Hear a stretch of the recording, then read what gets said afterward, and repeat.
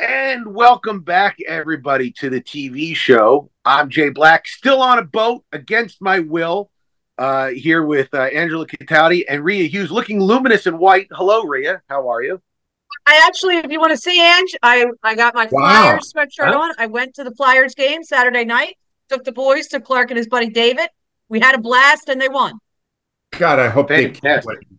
How great would it be if our pal, on his very first year, made it all the way to the playoffs? Would that be something for our friend Keith Jones? It'd be awesome. Ah, great. Be, Ah, be fantastic. Angelo Cataldi, of course, the author of Loud, the book that is behind him. You can get that at angelocataldi.com or amazon.com. and the audiobook will be out on March 12th. You can pre-order now on Amazon. I Awesome. am going to, I'm gonna order it for my dad, Chuck. He is unfortunately now visually impaired. He's 89 this month, but he Wow. wants the audiobook, so I'm gonna get it for him. Very nice. I hope he likes it. He will. I will be ordering the audiobook as well for the next cruise that I'm on so that I can have Angelo with me when I am stuck in the middle of the Gulf of Mexico, which is the only way. My emotional support, Angelo. That's what I need.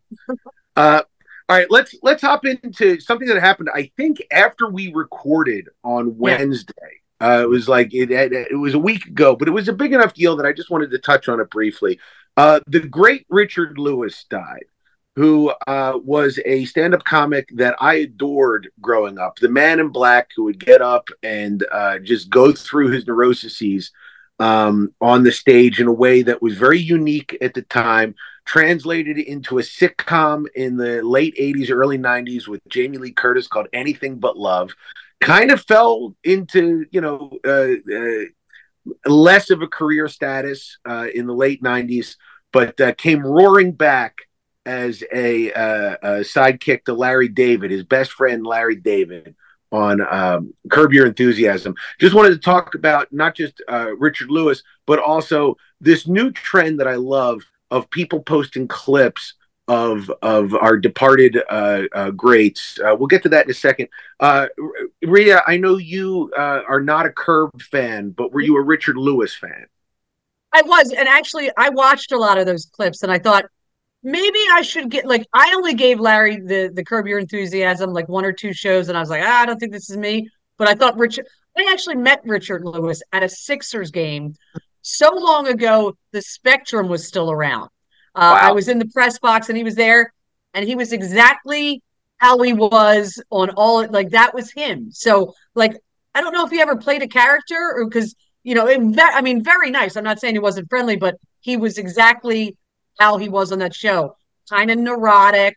But the clips are really funny. The one where I think I saw the one where his bird died, and Larry just sent him a text, and he's like, "You don't send text when the bird dies."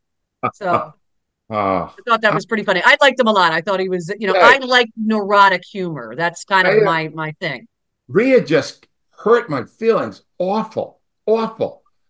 Rhea met him a second time Oh, because I he was did. on the show. Jay, this is a great, this is not in the book. All right. So that day, I used to just drive in from Jersey. And that day it was dark. I didn't look, and I picked out a really ugly peach golf shirt. And I You wore wore it. that shirt all the time. It was terrible. All right, thank you. And I wore it. And wouldn't you know, that is the day we get there. They said, Richard Lewis is performing here tonight. Can he come down and sit in with you for a few minutes? And Richard, oh, he's got the hands. And he comes down, and you go, well, this guy's on LA time. He's going to sleep through this. The minute he saw the peach golf shirt, okay, I've loved Richard Lewis from the very first stand up for the neurotic stuff you just described. To be in his presence and then be savagely attacked for the next 15 minutes, no matter what. And I was a fanboy, I was going, Richard, what was it like playing at these massive venues? What was it like being the stand up everybody wanted to watch? And he goes, watch. The only thing people should be watching is that stupid shirt you wore. And he would just attack me, kill me. Oh, And that's great. how much I slathered him with praise He didn't care. He was going to entertain. He was brilliant. I loved him. But I got to tell you the truth, Jay. You've been watching Curb this year. He looked very ill. He did Yeah. not. Yeah, he did. There was one scene there at the country club, and he's so low in his seat. He looks like he's shrinking. And you go, wow, I hope he's okay. I know he's had a lot of health problems. So when the announcement came that he passed away, I was not shocked, but I was devastated because he is one of the great talents of our lifetime. And it was such an honor to meet him. Rhea met him twice. She didn't even remember one of I them. honestly don't remember, but I remember the salmon colored golf shirt because it was one of your favorites. And we would always be like, yo, Ange, with the shirt. It's a Thank you. little bright. I want to move on from this subject, but before I do, did you see the clip that I sent you from Hidden Camera from the 60s when he was a 16-year-old kid in high school? I just, and it's just when you talk about it, whatever it is, like the ability to just be comfortable. He didn't know a camera was on him, but it was basically them explaining to Richard Lewis, you're not meant for a intellectual job. You're meant for manual labor. And his reaction to it was so genuine and funny. Like, I know it seems odd to say, but you're just looking at this kid going, oh, well, no, I can see him being a star one day. He's just so comfortable in his own skin, even with the neuroses. You're nodding. You agree, Angelo? That was the creation of the persona, even though it was really him. He was performing himself, and that was the very beginning of it. It was fascinating, and it was great. I just want to interject one thing here. I know Rhea might want to say something, too. This was a bad week for great people passing away because ESPN lost Chris Mortensen. Yeah. Also, Wow, I'm going to tell you something, Jay. There was not a better football reporter in our lifetime than Chris Mortensen. And between Richard Lewis and Chris Mortensen, this was a very hard week for people. Did you work with him, Ange, like back in your days of reporting? We covered Super Bowls together. He was out of Atlanta. I was out of Philly. And we had many dinners together. And I really got to know him. And people, you know how after you die, Rhea, people say things about you that are all amazing. Yeah. Things that were said about Chris Mortensen were all true. He was a genuinely nice person in the media, which is very hard to be. It's rare. You would. And I want to say one thing, Jay. You said that, they told him that Richard Lewis was meant for manual labor. If there are any teachers out there who are watching our show, be careful with the labels that you put on kids that you're never going to be this. My mom found my 4th grade report card. And you know what it said in there? Talks too much in class. This will hinder her in her future endeavors. Yeah. Seriously, like, just don't put labels on kids. If they like to talk, they're an extrovert. If they're an introvert, maybe they'll be something different. Don't tell them what they're not going to be. I remember teachers saying to me, you think you're going to make a living off that smart mouth, Black? Yes, I do. One day I will. Not a good one, but I will make a living. So, speaking of passing, Jason Kelce this week announced that he is retiring. And I'm away, so I didn't get this outpouring that Angelo was talking about. But Angelo, you said, describe to me the outpouring for this guy, because you said it was amazing. I was in St. Thomas, right? and people were coming up to me. It was just amazing that people who weren't from Philly had become really interested in him because of his persona. He was tough and he was strong and he was resilient and he played no matter what and he gave it everything and he articulated everything beautifully and he bonded with Philly.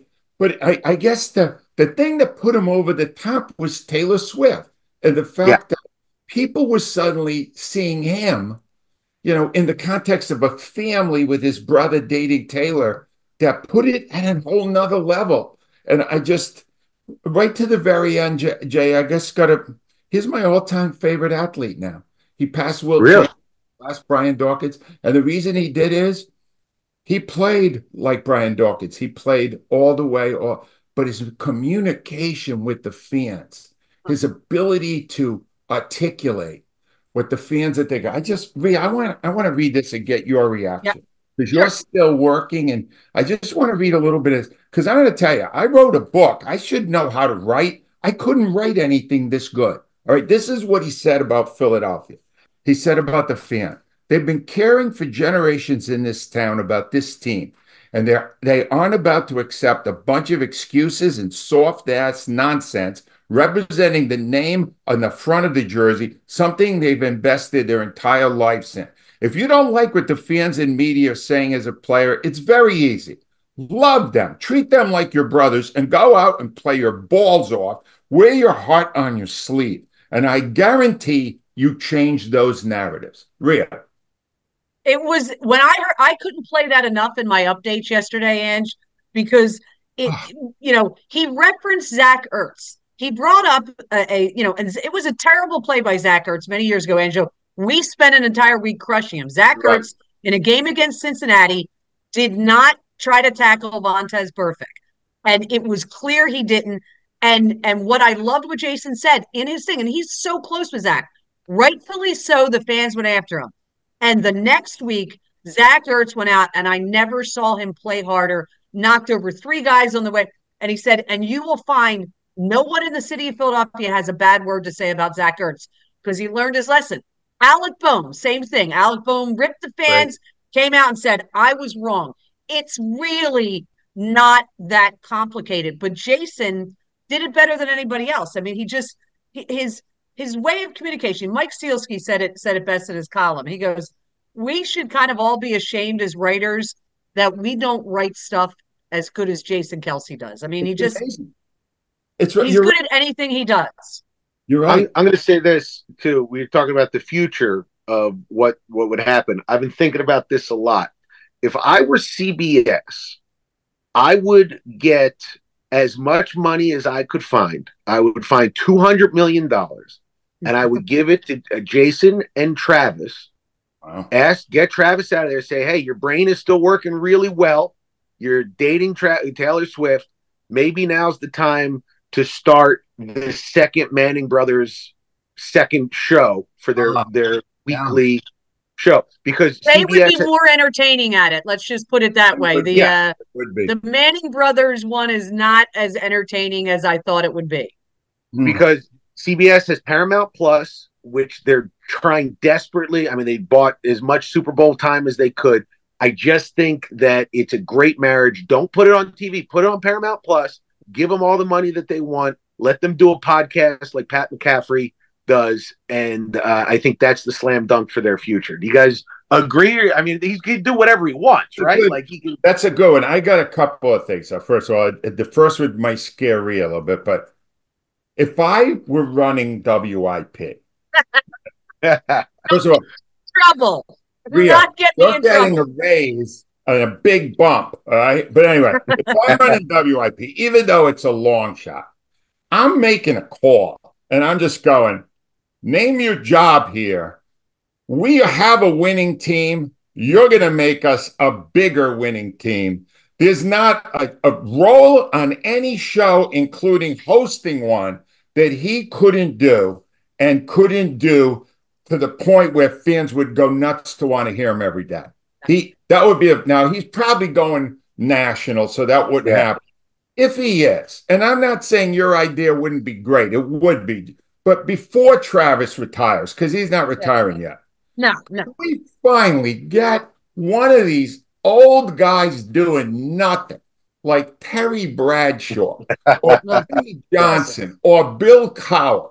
Could one of them get farmed out? Get them out of here. They're 70 or 80 and bring Jason into a studio show. I will watch that studio show if Jason Kelce's on it. They need to do that. But whatever he does, he'll be great at, because he's genuine and he's amazing. And I love the guy. Yeah. And he's going to make a ton of money wherever he goes. That's for sure. Oh, yeah. All right. I asked you guys, I don't know if you got a chance to watch it. I know you were traveling, and I'm going to review this. There is a new show on HBO Max, or I guess it's just Max now, that I was very looking forward to, because it is created by a former Onion writer who worked on Succession and did a movie that I really enjoyed called The Menu. And it stars Kate Winslet, who is a top-notch actress. And I got to say, I now understand the disappointment my father felt when he saw me throw a baseball for the first time, because there is so much potential here, and it was completely squandered. I wanted to like this show, and I did not. I thought it was, moments were good. It was middling at best, but with the pedigree that it had, it should have been much, much better. It had a great budget, a great cast, a great writer, and it fell flat. Did you see it, Angelo? Did you like it? What do you think? I did not see it because I was away and I didn't have access to Max. But let me just say, I guarantee you that the pilot, Paulie, written by Mr. J. Black, that is a better show that would get better viewership. And just the premise of it, I love Kate Winslet, but the premise of it doesn't work for me. Paulie is what somebody should grab. It's not too late. It is fantastic. And I wanted to use that opportunity to get another plug in because it's a week later, Jay, and I'm still blown away by how good it was. I appreciate that. And I am going to be, I talked to my writing partner. We're going to be putting it up on my website on Sunday. So I will put the link out and we'll put it out through our socials and everything else. So you'll be able to see it on Sunday. Jay, we need to build up public interest. If enough people see it and write about it and say something about it and go to social media, it'll get the attention it deserves. I realize they're going to have to recast it, but it's brilliant. It's brilliant, and it needs to be on one of these streamers soon. The whole Yes, and we have the entire outline of what the series was going to be. And I'm stuck on these ships, so I'm ready to write it. Rhea, did you get a chance to see it or no? I just saw the clip. Here's what was because I was thinking about Kate Winslet because they are apparently filming season 2 of Mayor of Easttown in Delaware County. Mark Ruffalo was pictured around town. I saw the image of her in that show. Did they age her or something in that show? It just didn't look like her. It was kind of like I had to maximize the clip, and I went, I'm not really sure that's her. Just they have her as a blonde, and she's a germ free. That's her thing. She's afraid. Well, not germs, mold, black mold. So everyone's afraid of black mold. Right. So, but she's got OCD about it. So she's constantly surrounded by dehumidifiers at all times of the day and night.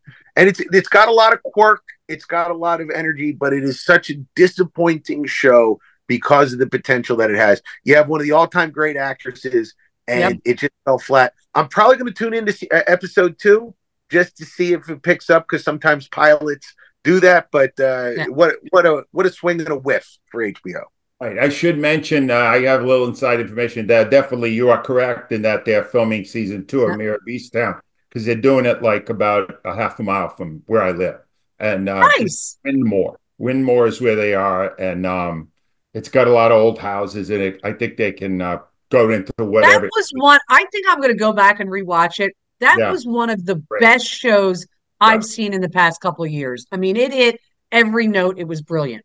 I think you're right. And if we get a sequel to the SNL skit Murder Dirter, I would also be very excited, which is one of the all-time great SNL skits.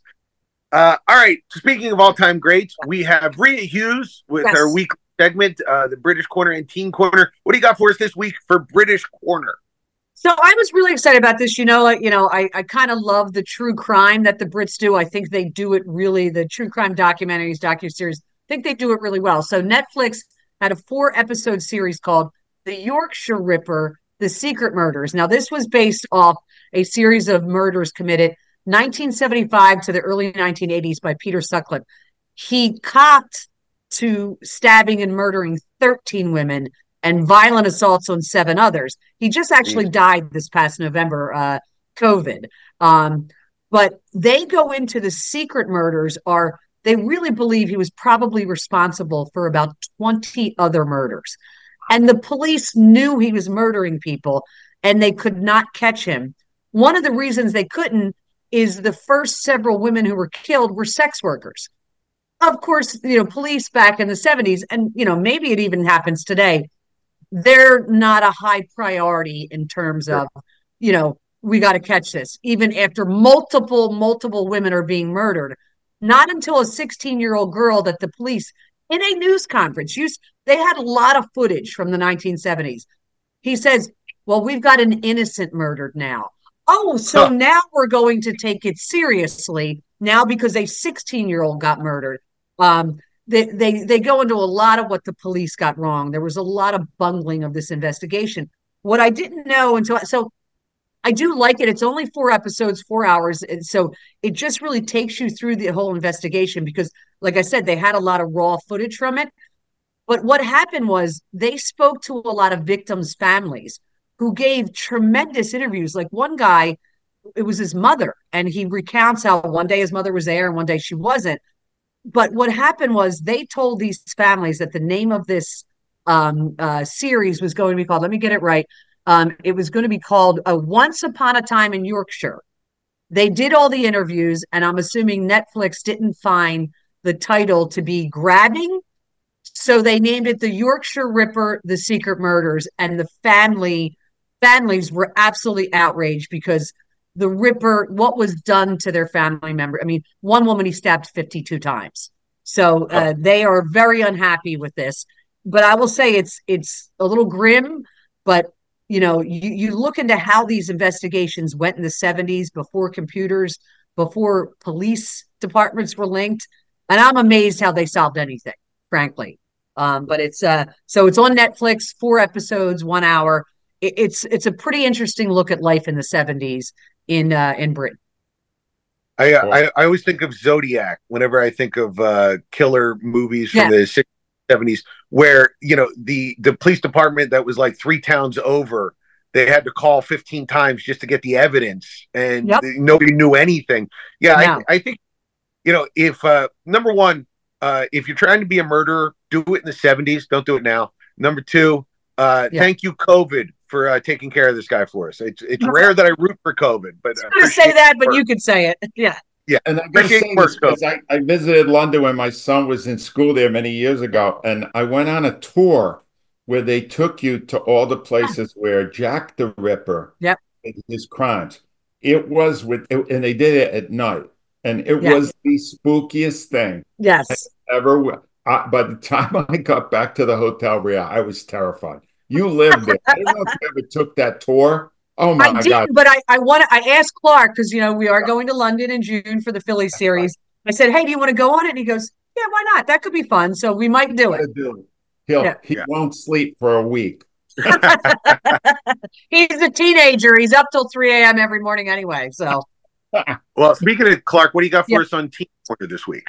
So this is interesting. So he's been trying to get me to watch it, but I'm with Angelo a lot of times. I don't do cartoons, but this is kind of different. It's Avatar: The Last Airbender, but it's Netflix's live action. So it's an adaptation of the beloved Nickelodeon series, which was a cartoon which follows a 12-year-old who's an avatar, and it's a fantasy show basically. He's tasked with solving a 100-year war. The interesting point of this is he said he's now that we do the show, he checks out reviews before he watches something. Well, the reviews were not good on this. I want to say on Rotten Tomatoes, only 59%. Audience, though, was much better, 75%. Clark watched it.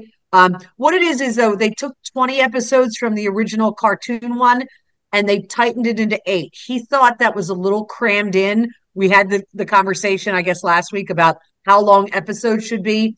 He thought it crammed it in a little bit too much, but he thinks the critics were way too rough on it. He enjoyed it. He likes it a lot. He likes all the characters. And it's a 12-year-old, only a little bit younger than him. But Avatar: The Last Airbender, the live action. There's another one that's in 2020.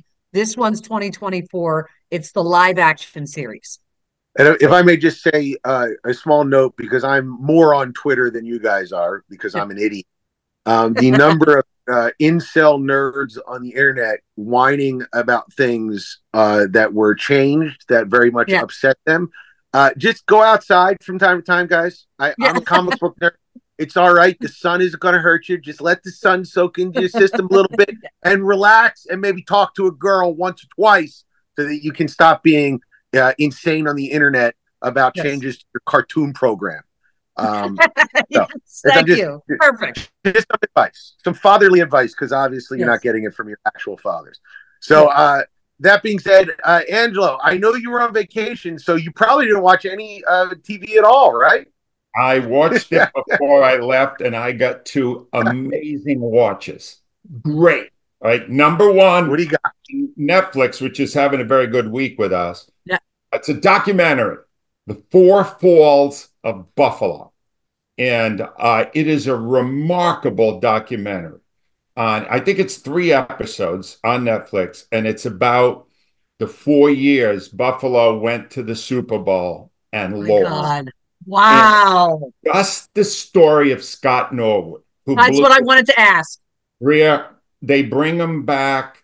The Buffalo, I related to it because if we didn't have 2017, we would also be looking at decades and decades of failure. But what's great about, I mean, the fans there are so much more forgiving. They used to hold huge rallies after the Bills lost the Super Wow. Bowl, which I don't agree with. But Yeah. you feel so bad for Buffalo because of the bad weather and their rotten Yeah. luck. But then I started to wonder if I should move to Buffalo because one of the main speakers on this is the coach of those teams, Marv Levy. All right. Oh, yeah. You will not believe this. They don't even say it in the documentary. He looks exactly like Marv Levy from 20 years ago, 25 years ago, right? He's 98. Wow. You will not. He looks like he's 75. He is amazing. Wow. He's so great at taking you inside the huddle and the feelings when they blew Super Bowl after Super Bowl. It's phenomenal. I can't tell you. It's 3 episodes. It's maybe an hour and a half, 2 hours total. Well worth your time. You know, I root for Buffalo Yeah. simply because that was what were they the mid to late 80s, late 80s, early 90s? Yes. I remember watching them. As long as they're not playing the Eagles, I want them to get one. Me I too. really just they've earned it. What they've been through, I feel like they've earned it. You'll want Angelo, it. You'll want it more after you see this documentary. It's phenomenal. You love Marv it. Lee's still alive because Death is afraid to go to Buffalo as well. So he's going to 75. You should never leave. I think the cold weather keeps you young. I don't know. I can't figure it out. He looks great. Right, here's the other one. And I want to thank Mark Dittmar, who is an emailer to me, who's been trying for a while now to get me to watch this because he knows I like cringe humor and he knows I like Australian television. Yes. And Jay, listen to this and tell me if you're going to check it out. Okay, let me hear. It's a comedy. It was the first season was filmed in 2022. It is currently filming the second season.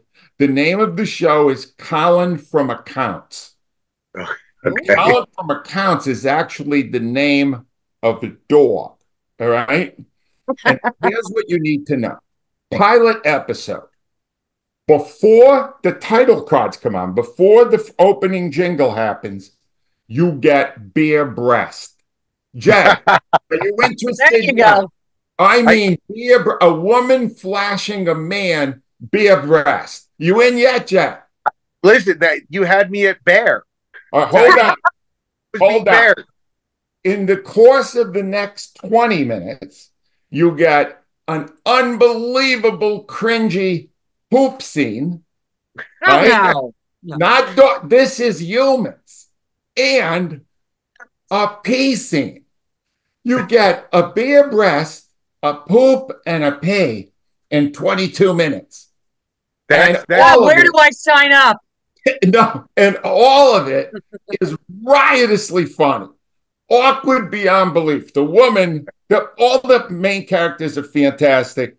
It's great. Now, it's on Paramount Plus. I only got to see the first 2 episodes because I went away. I couldn't get it on the road, but wow. It is my new Curb Your Enthusiasm. Did Gail like it? It's the Gail did like it. She thought okay. She thought the bare breast was premature. She thought they should have waited for that.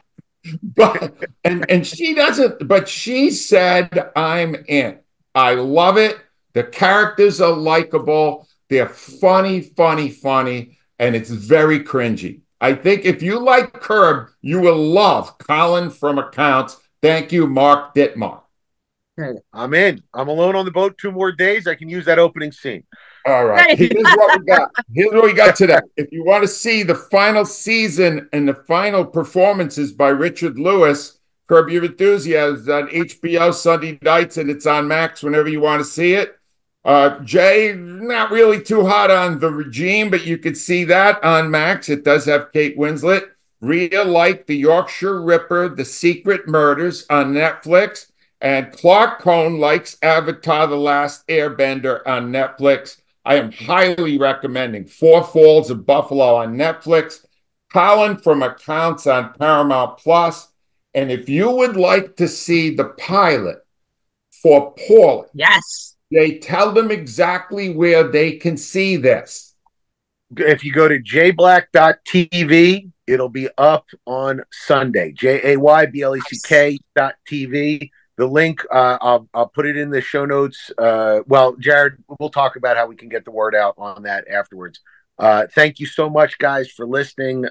We got Jared Clapper does all of our production work and puts out everything on the socials. We appreciate that. You go to angelocatati.com or amazon.com to order a print book, or if you want to hear Angelo whisper the words to you softly, you can pick up Loud on I guess Amazon Audible will be on Audible as well, Angelo. If you yes, it will be everywhere on March 12th.